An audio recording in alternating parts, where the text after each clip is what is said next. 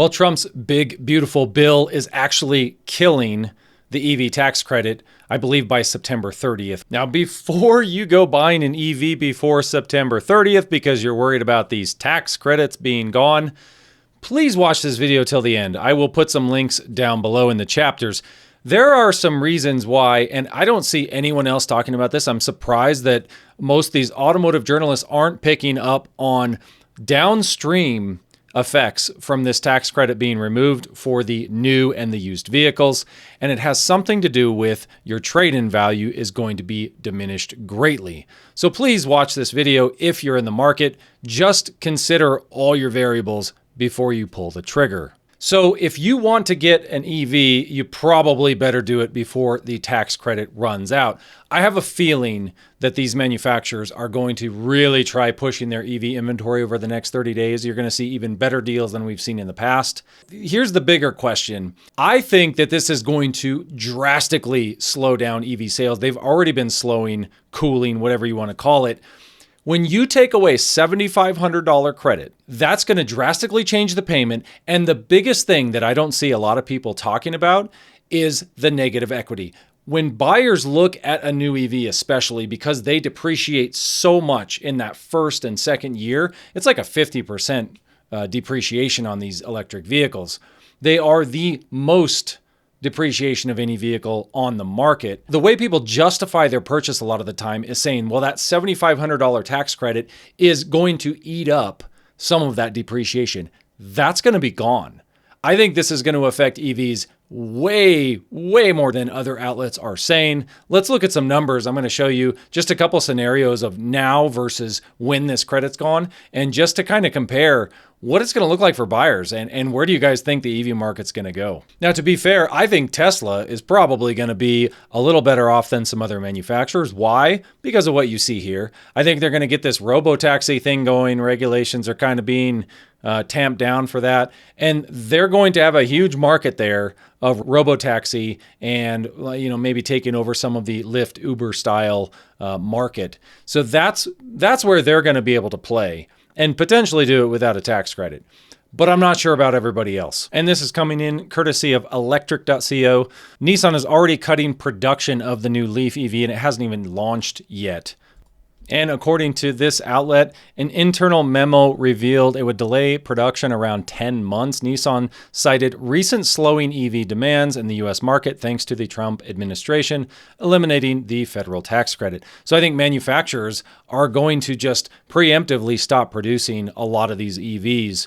So you're going to probably see that market dry up. So not only is the depreciation huge and your negative equity is going to be impacted without this federal tax credit, let's look at the difference between right now when you get the tax credit versus what it's going to look like without the tax credit, just with regard to the payment. So we've got probably the most popular EV on the planet. This is the Model Y from Tesla. This is just a rear-wheel drive, not even an all-wheel drive version. Now, I could be wrong. Maybe this won't affect people's buying decisions, but you tell me if you're going to pay you're already paying $695 a month estimated. If you put down $39.99 for 72 months, it's 5.54% interest. This is without the federal tax credit. Now, if you have the federal tax credit, brings it down to $572. And if you live in another state like Colorado, where you get this $3,850 rebate, now it's down to $509. But you got to take that $509 and include your taxes and fees and all that. So now I'm at $581 a month. If I include taxes, fees, and everything, that's with the federal tax credit. Take that federal tax credit out, we're at $703 a month. So it's a massive difference in your payment, and that I'm telling you, that negative equity hit, everybody, smart buyers are going to know this. They're going to be like, man, $7,500 that normally they can just take off up front. You can tell the dealer to take that money, take it off the price of the car, lowers your payment. You don't have to hassle with it on the taxes. This also affects used cars. So that used EV tax credit that everybody was getting on the used market, now they're not going to get it. So any of these dealerships holding inventory on these used cars, they better get rid of them quick. And I mean, like, before this dies, because if they don't have that ability to take that What is it? Like you can get up to like $4,000 off a used EV if you are the second owner. So that goes away as well. Same thing goes for the new Model 3. You really think people are going to buy a four-door sedan? And right now, with the federal tax credit, they can get $536 a month payment with $39.99 down, 72 months interest. Of course, I wouldn't recommend buying a brand new EV anyway, especially at 5.54%. That's just probably a bad deal. And you have so much depreciation. Now let's take out this tax credit again. You're at $659 a month. You're going to lose 40 to 50% of the value of that car. The second buyer can't use a tax credit to buy your car. So if you're trying to sell it or you're trying to trade it in on dealerships, another area this is going to affect, when you trade these cars in a year or two at the dealership, if you buy one, they're not going to give you nearly as much. The reason they were actually providing some trade-in value on an EV was because they knew they could get the second buyer to get into a car with that $4,000 rebate. Now the dealerships won't have that leverage to resell your EV. You're going to see a massive amount of depreciation happen over the next 2 to 3 years on EVs just because the dealers will not be giving you good values on your trade-in on EVs. They will not. The only reason they were doing that was because of that used credit. Trust me, it's going to happen. So who knows? I think EVs are going to turn into this vehicle that it's already sort of like that, a vehicle you just never own. This is what you're going to see. Leases, $360 a month. Still kind of, it's not the best deal in the world, but it's 10,000 mile lease. You have zero down payment, 36 months. That's Colorado. You get $3,800 back. For other states that don't provide that, you're going to be at $388 a month. So this is what you're going to start seeing, is just leasing everything. We're already seeing a trend towards leasing, mainly because vehicle prices are just so darn expensive. So I guess in a way, if people are looking for an EV for a commuter, I know I have a lot of neighbors that, they've got these big trucks and other things, but then they're like, I'm just going to get an EV to drive to work and back. And they'll go get a Nissan Leaf or something and just kind of use that for commuting. And then they'll keep their nice vehicle in the garage. You're going to start to see stuff like this Nissan Aria, this dealership near me, they've got over 300 Arias at this dealership down in Denver. And they're giving $10,000 Nissan cash, $2,300 dealer discount, $4,100 Colorado EV credit. You're totaling it up. They're bringing a price from $46,000 down to $29,000. Now this is going to change, right?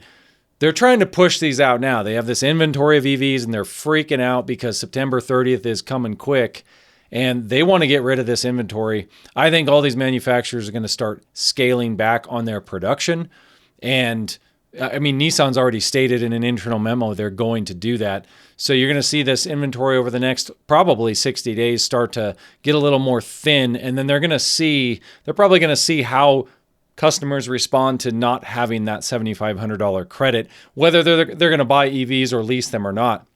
Really, that for me and a lot of my neighbors and a lot of people I know, they would consider an EV for local stuff, but they're definitely not really considering it for like their trip vehicle with a family because it's just the charging, the hassle and stuff. It's just not something they want to go across the country with. But that's just what I see in my demographic. I'm sure everybody sees something different. Let me know what you guys think in the comments. I'm always interested to hear. Is this going to affect you? If you're an EV buyer, this would seemingly mess with your head a little bit. Your payment goes up. Your negative equity is going to go up. It's going to be much harder to trade it in. Lease seems like the only viable option here. Let me know if I'm wrong.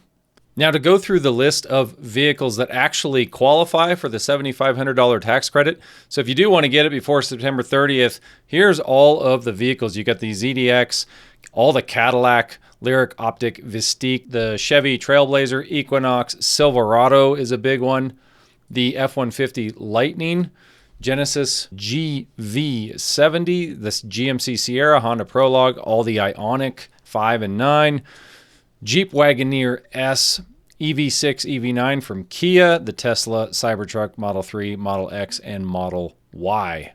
So all of those right now get this $7,500 tax credit.